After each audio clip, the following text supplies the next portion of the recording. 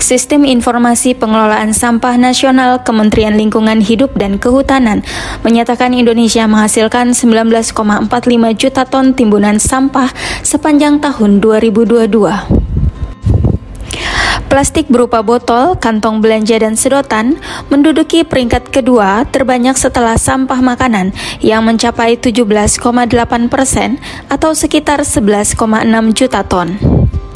Data dari Asosiasi Industri Plastik Indonesia serta Badan Pusat Statistik menyebutkan 3,2 juta ton dari sampah tersebut adalah sampah yang dibuang ke laut.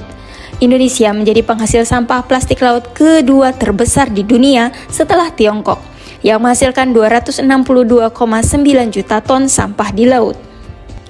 Tim Ekspedisi Sungai Nusantara tahun 2022 menguji kandungan mikroplastik di 68 sungai strategis nasional. Data menunjukkan 5 provinsi yang paling tinggi terhadap kontaminasi partikel mikroplastik, yaitu Provinsi Jawa Timur, ditemukan 636 partikel per 100 liter. Provinsi Sumatera Utara, ditemukan 520 partikel per 100 liter. Provinsi Sumatera Barat, ditemukan 508 partikel per 100 liter. Provinsi Bangka Belitung, sebanyak 497 partikel per 100 liter. Dan Provinsi Sulawesi Tengah, sebanyak 417 partikel per 100 liter.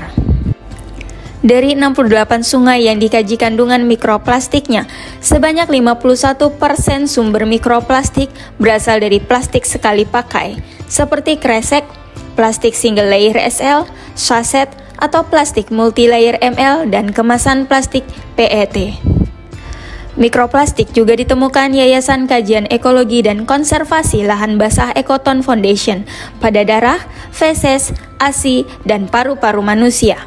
Mikroplastik sendiri terbentuk karena proses degradasi plastik utuh yang bocor ke lingkungan menjadi serpihan kecil berukuran kurang dari 5 mm karena proses alam.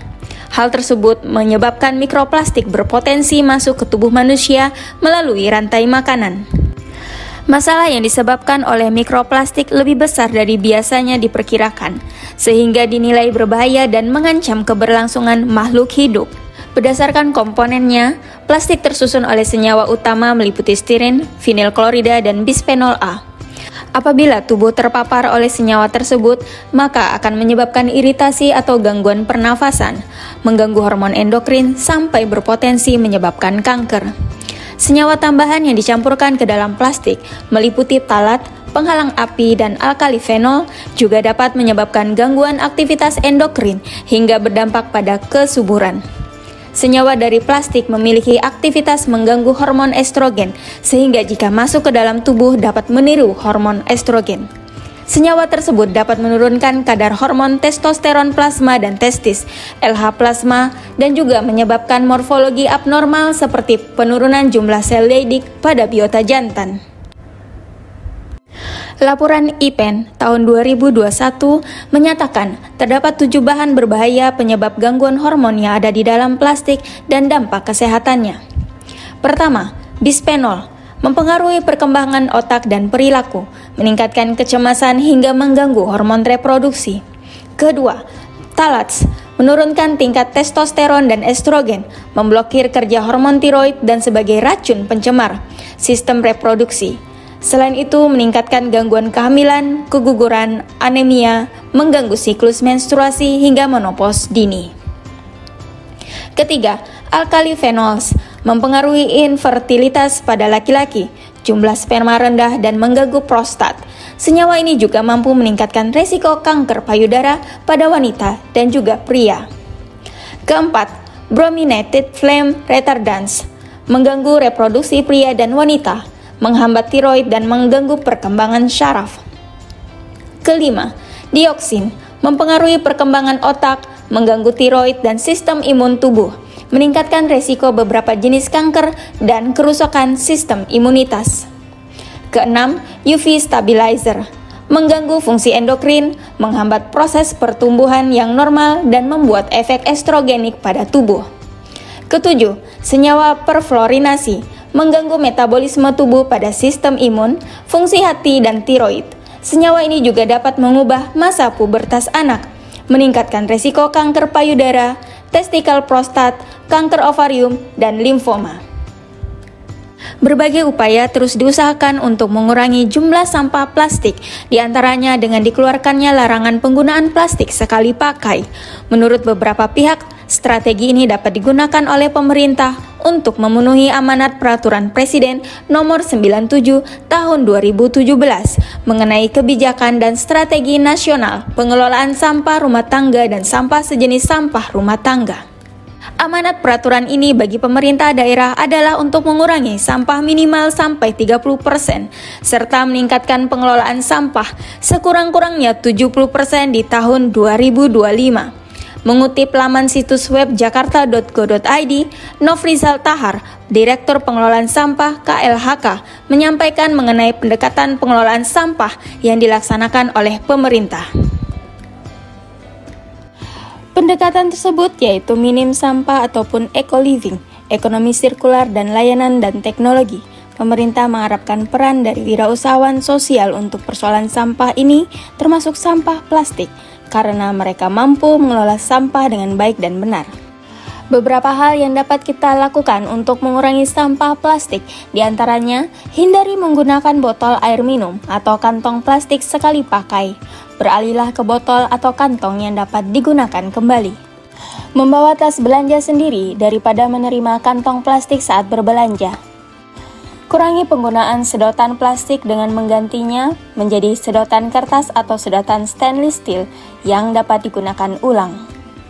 Hindari penggunaan makanan dan minuman yang dikemas dalam kemasan plastik, seperti minuman ringan dan makanan cepat saji. Cobalah untuk memilih makanan dan minuman yang dikemas dalam kemasan yang dapat didaur ulang atau kemasan yang dapat diisi ulang. Daur ulang plastik dengan memisahkan sampah plastik dari sampah organik dan kertas untuk memudahkan proses daur ulang. Pastikan untuk membuang pada tempat yang telah disediakan oleh pihak berwenang. Menggunakan alternatif plastik ramah lingkungan seperti kertas atau kain untuk menggantikan penggunaan plastik. Menjaga lingkungan tetap bersih dengan membantu mengurangi dengan membuang sampah pada tempatnya dan menghindari pembuangan sampah sembarangan. Upaya lain yang dapat dilakukan untuk mengurangi plastik adalah mengganti dengan bahan seperti cangkang dan kutikula serangga. Hewan bercangkang dan berkulit seperti plastik jenis krustasea dan serangga ternyata bisa dikumpulkan dan diolah menjadi plastik untuk alat-alat makanan sederhana seperti piring, sendok, garpu, dan gelas. 1 kilogram cangkang dan kutikula bisa diolah menjadi 15 kantong belanja serbaguna.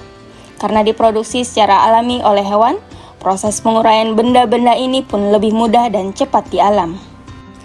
Beberapa perusahaan daur ulang telah lama memanfaatkan pati kentang untuk membuat kantong belanja bioplastik. Pati adalah zat sisa dari produk makanan karbohidrat. Salah satunya adalah dari kentang.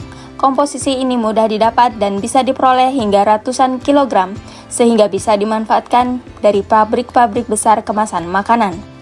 Meski pembuatannya masih membutuhkan zat kimia, yaitu poliureten, yaitu bahan kunci pembuatan plastik, tapi penggunaannya jauh lebih sedikit dibanding yang 100% plastik, sehingga masih dianggap aman dan ramah lingkungan.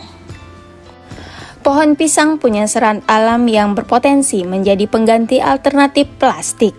Proses pengolahan pohon pisang menjadi benda produk tetap membutuhkan zat kimia poliureten, tapi masih sedikit dari 100% plastik.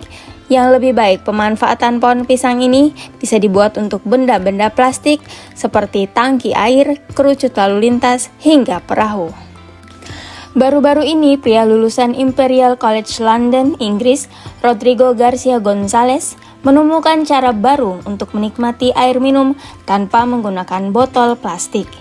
Ia mengembangkan Oho Water Balm, sebuah bola air yang dapat dimakan. Tempat airnya berasal dari rumput laut yang dapat diolah menjadi pengganti botol plastik air minum.